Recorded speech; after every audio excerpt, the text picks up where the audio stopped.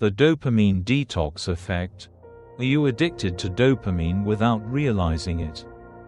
There was a man named Robert who once believed he had life perfectly figured out.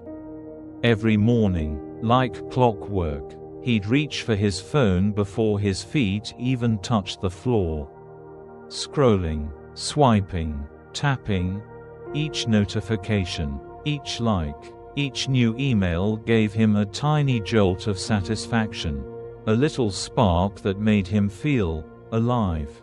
By mid-morning, he was already onto his second cup of coffee, chasing that same buzz. Lunch breaks were spent mindlessly watching videos.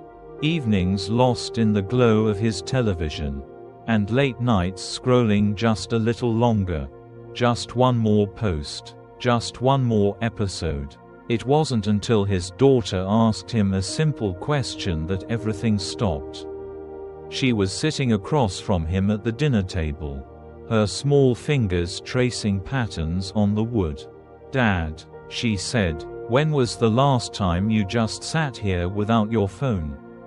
He opened his mouth to answer, but nothing came out, because the truth was, he couldn't remember.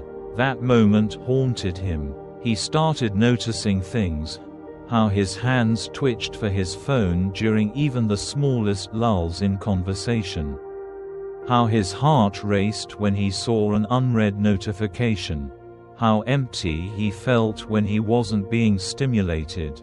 He realized, with a sinking feeling, that he wasn't in control. His brain had been hijacked, not by some outside force, but by something far more insidious: dopamine. Dopamine, the brain's reward chemical. The little messenger that whispers, "This feels good. Do it again." In small doses, it's harmless, even helpful, but in the modern world, we've turned it into a drug. Every ping, every swipe, every sugary snack, every binge-worthy show, they all trigger tiny hits of dopamine, conditioning us to crave more, to never be satisfied with stillness. And Robert, he was an addict, so he decided to try something radical.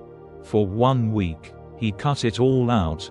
No social media, no streaming, no caffeine, no junk food. Just silence, just presence. The first day was agony. His mind screamed for distraction, for something, anything, to fill the void. But slowly, something shifted. By the third day, he noticed the birds outside his window.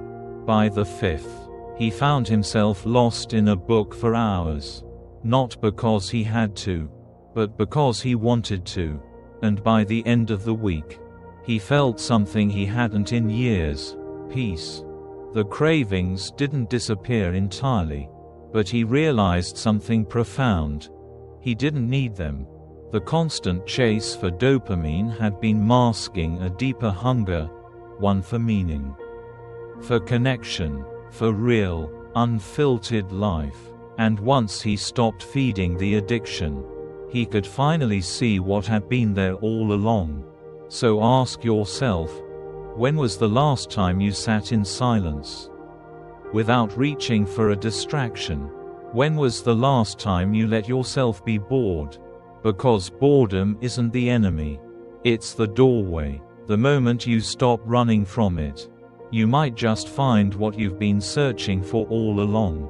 Thank you for joining us today. We'd love to hear from you. Leave a comment below and share one thing you learned today and how you plan to use it in your life. Your thoughts are important to us, so don't hesitate to share them. Reading your comments gives us great motivation and encouragement. If you enjoyed this video and found it helpful, please like, subscribe, and share. Your support helps us continue creating good content to inform and inspire you. Thanks for watching, and we look forward to seeing you in the next video.